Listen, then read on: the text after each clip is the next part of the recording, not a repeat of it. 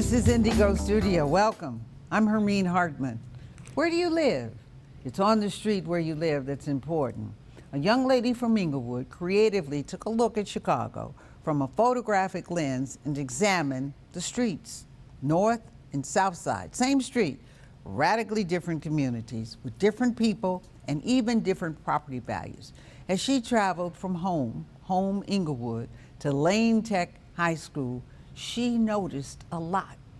She calls her project the Folded Map, and she says she's a social justice artist. And today we're going to talk to her exclusively with a look at Chicago in a new way and a new look. First, I want to hear, what is a social justice artist? A social justice artist is an artist who creates art that helps people think about large, systemic, sometimes world issues, and that's what I do. Let's start from high school. Yes. When you first made notation, or mental notation. Yes. So as you went from Inglewood community to Lane Tech every day, yes, you noticed something. What did you notice? What caught your eye? Well, one, this was before GPS. This was in 1993. Well, you had to know where you were going, right? You had to know the grid map. And I was a part of a generation of traveling Black teenagers who had to go out of their neighborhood for resources, most often school, education.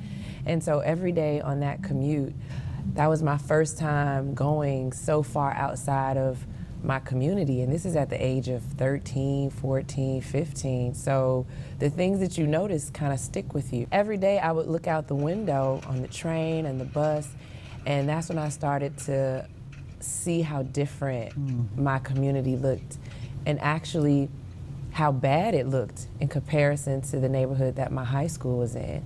And I never thought my neighborhood looked bad. But you also met something, when you went to Lane, you met a different group, a whole different group of people. Tell me about that. Lane Tech has a large student body, 4,000 students. And even though the demographics, the racial demographics of it is different today, in the 90s it was equal percentage Black, Asian, white, Latino. So as a young 13-year-old, you know, you get exposed to actually what Chicago represents. We're a diverse city, and it was by meeting those friends that I would get to know all of Chicago. I would get to know neighborhoods that I probably wouldn't have otherwise. Logan Square, Latino neighborhood. My friends from the West Side, I didn't even know what the West Side was.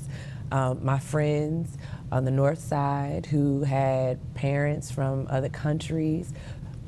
I thought they were Black like me, and they were actually Nigerian, Jamaican, Belizean, Asian friends, not only from Chinatown, but also on Devon. So those friendships really introduced me to the diversity of Chicago. The real value of integrated education. From the mingling, you find that human factor.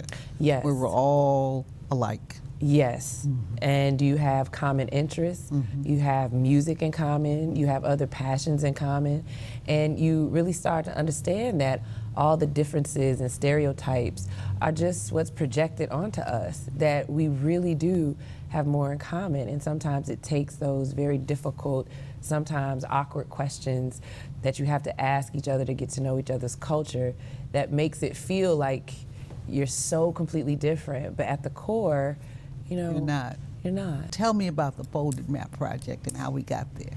So on that long commute, you know, one of the observations I had was not only how different my neighborhood looked from the neighborhood that Lane Tech was in, but the streets. That was my first time realizing, oh, Ashland goes all the way north, Halsted, Western. And the main thing that I asked myself is, why do they look so different? And so as I got older and realized how segregated Chicago was and how a lot of people didn't have the experience I did in high school, they weren't exposed to a lot of different kinds of people, I started to think, you know, well, what if they met each other?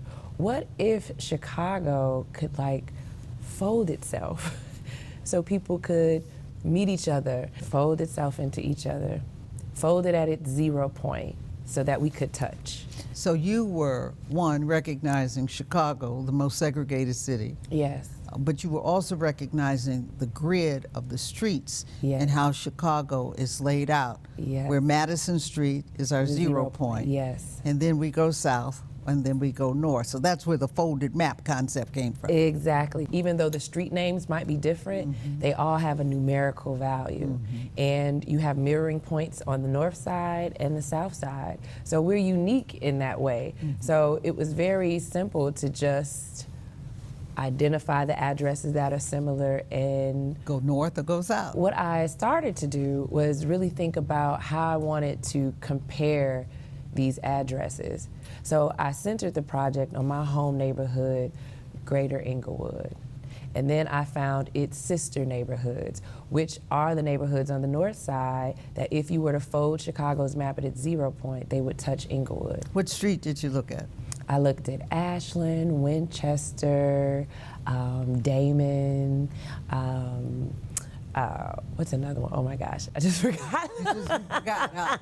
Okay, so let's take a street. Let's take a single street Yeah. and tell me about your project and what you saw and what you learned and what the differences were. Yes. Ashland?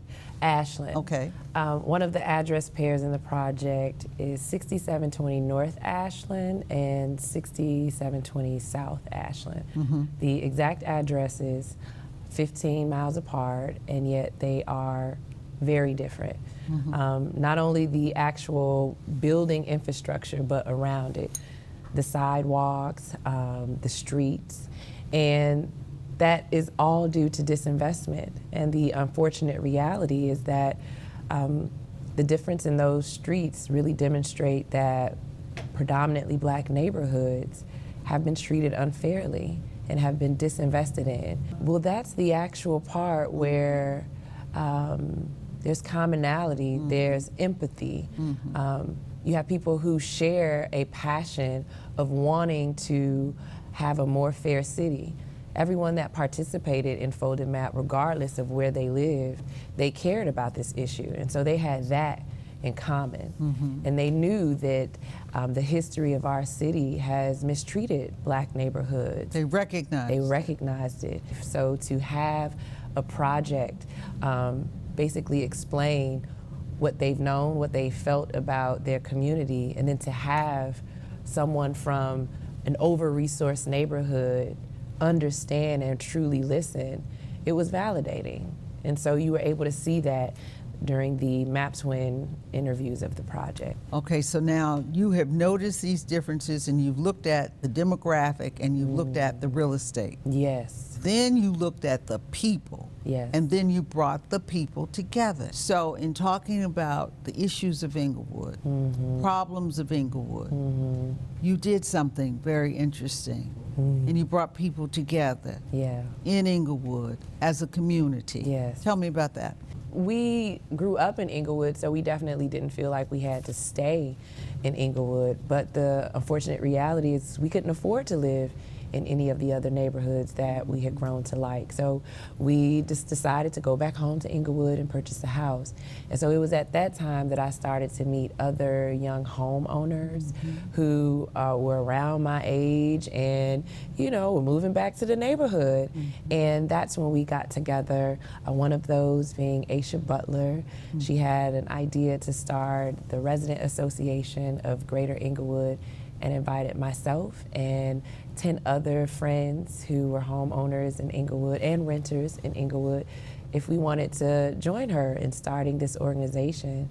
And we agreed because we thought it would be a great way to meet people that you didn't necessarily grow up with who are also invested in the community. Because, you know, the South Side, it can definitely feel like a family, but sometimes you don't get to know families who are blocks away. And so this was a new way to meet some new neighbors, and that's exactly what we did around 2010. However, my opinion is that it should have happened sooner. So with the Obama Center, Woodlawn was such a community Yes. that was impacted with the contract buying and Yeah. the segregation and gentrification and so forth. What do you think the impact will be on housing? I know those residents, specifically in Woodlawn and South Shore, have some legitimate concerns.